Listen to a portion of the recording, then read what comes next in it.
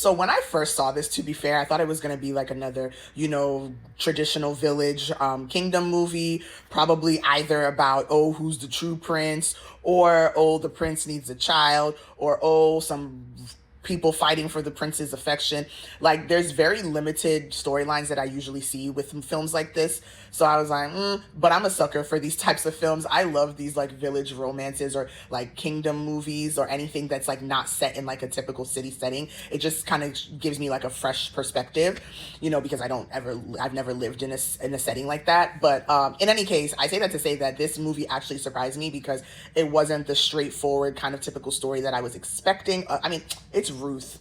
So yeah, but in any case, this basically was about Toosweet, who's the man in the middle. He was the king. The lady on the left, Prisma, is his wife, but they've only been able to have a daughter for like, I think 14, 15 years. So he's kind of antsy because obviously as a king, he needs a son to take his place on the throne. She hasn't been able to give him one. And now he started carrying concubines, kind of searching for a son any and everywhere.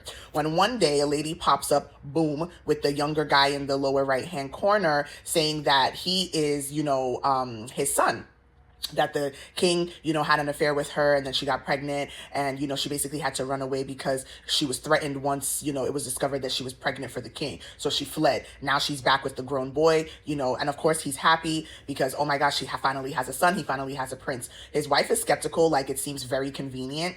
But he is just like, listen, no, it's my son. He doesn't want to really hear anything else, right? He's just happy he has a child. Well, moving along, the queen is also trying to now, solidify her place in the kingdom. So she's trying to get pregnant, as well as some of his other concubines that now feel threatened by the fact that a prince has turned up. So everybody's trying to get pregnant for the king to secure him a son. So 3 ladies come up at the same time, one of them being his wife, saying that they're all pregnant for him. Well, what a coincidence, because this guy hasn't been able to have any kids for years. Now all of a sudden 3 women are pregnant for him. So 1, are they actually pregnant for him, all 3 of them?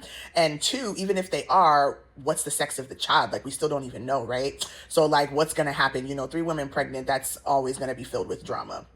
But yes, in any case, I liked this movie. I think you guys should watch it. I give this movie like an A plus probably. I loved the performances. It was very theatrical. I loved the set design, the costume. I loved everything about this. And even down to the side story between the princess and the prince, that happened. I don't want to like give too much away because I think you guys should watch it. But this film was actually really, really good. Like, I like that it wasn't your typical traditional storyline. Ruth found ways to make it different and it was well executed. It was a very enjoyable watch and I recommend it. I think you guys would really like it.